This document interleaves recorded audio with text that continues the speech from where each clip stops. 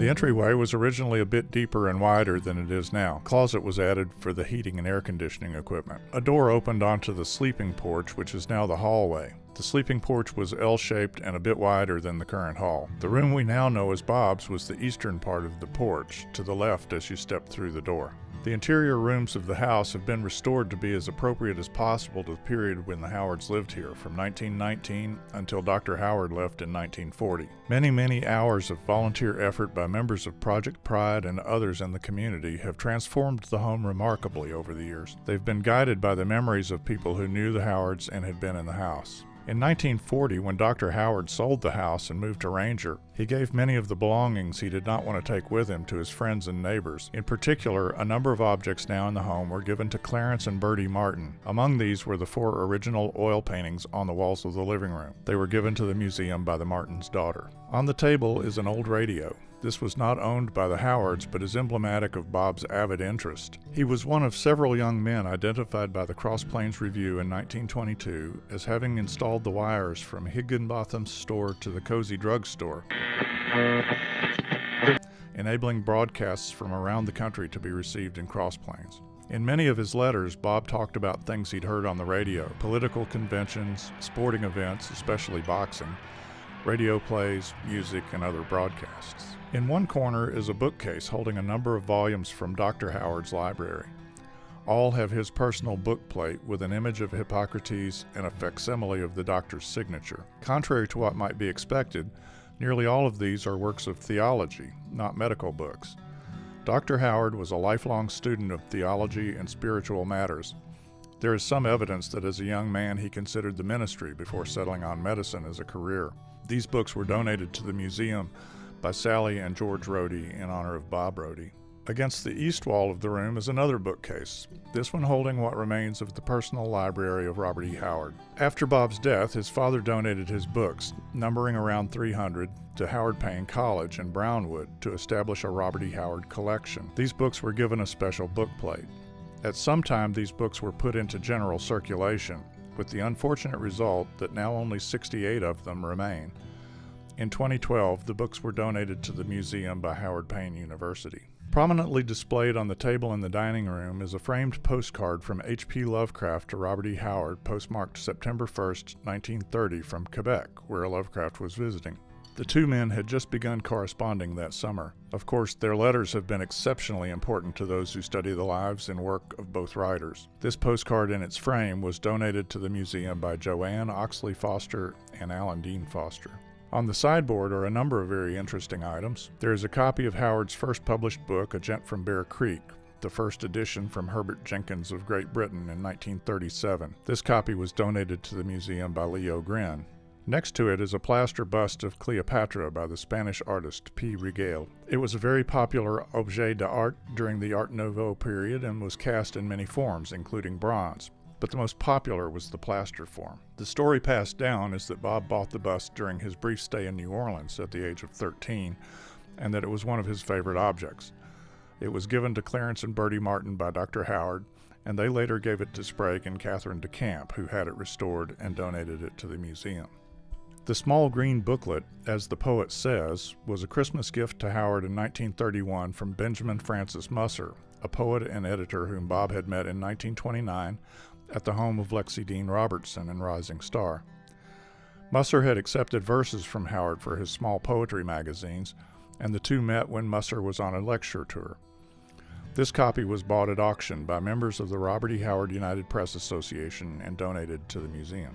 The copy of Songs of Adventure is open to the page containing the poem The House of Caesar by Viola Garvin. Those familiar with the couplet that has come to be Robert E. Howard's epitaph will immediately recognize the lines, "All fled, all done, so lift me on the pyre, the feast is over, and the lamps expire." The small table by the east wall of the kitchen was used at the office of the Cross Plains Review and was donated to the museum by publisher Don Tabor. Beneath the table is a white plaster bulldog that was a fixture in the office of Dr. Randolph Robertson at the Cross Plains drugstore, where Howard worked for a time, memorably recounted in Post Oaks and Sandruffs. Dr. Robertson's daughter gave the bulldog to Alton McCowan, who donated it to the museum. On the wall above the stove is a framed picture of Bob and Patch in front of the Howard house.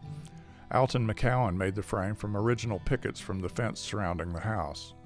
The photograph was donated by Hester Hounshell, who was delivered by Dr. Howard and named after Mrs. Howard. She was given the photograph by Bob. In a case on the counter are 2 books by Howard's friend Tevis Clyde Smith relating the reminiscences of pioneer settlers of Brown County and the surrounding area. These were donated to the museum by Gary Romeo, to whom one of them is inscribed by Smith. The larger glass display case contains a number of interesting items. In addition to comics and pulp magazines, you can see an eyeglass case that belonged to Dr. Howard and a pill box with a label from Smith's drugstore showing Dr. Howard as the prescribing physician. There's a copy of The Pecan, the yearbook of Brownwood High School, with a photo of Bob. There is a case of medical instruments and medicines that belong to Dr. John Tyson, the father of Lindsay Tyson, Bob's best friend. You can also see a photo of the Tysons' house, which still stands on Avenue F. There are 3 items in the bedroom that belong to the Howards. On the sewing table by the east window is a small brown vase used by Mrs. Howard for flowers, and on the wall above is a print of white roses, which Mrs. Howard is said to have loved. Both items were given by Bertie Martin to the DeCamps, who in turn donated them to the museum. The large trunk in front of the south window belonged to Dr. Howard. It was apparently left with Mr. and Mrs. Tom Bryant, very good friends of the doctor.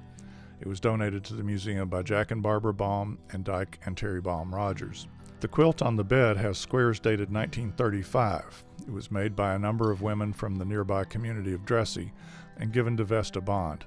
It was donated to the museum by Mrs. Bond's niece, Betty Kavanaugh. Of course, a notable feature of the bedroom is the south window, which looks into the next room, Robert's room. It is readily explained by the fact that it originally looked out on a porch, not a room.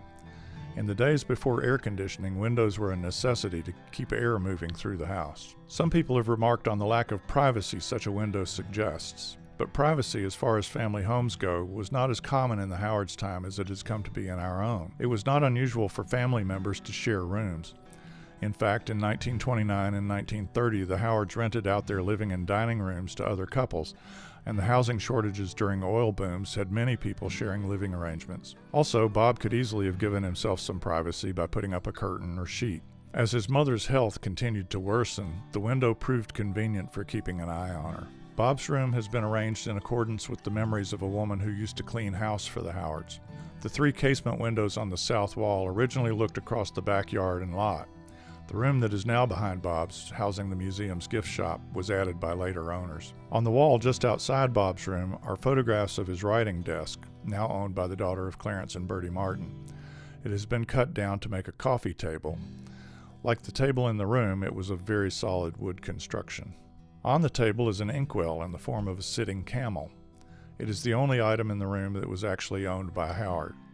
It was given to him by a local merchant named Cecil Lotif, who had visited the Holy Land and acquired it there. Lotif was a Syrian immigrant who made a very successful career for himself and was elected to 2 terms in the state legislature. Bob kept a trunk in his room, into which went rejected stories, unfinished work, drafts, and other detritus of a writer's life. He frequently used the backs of these pages to draft other stories.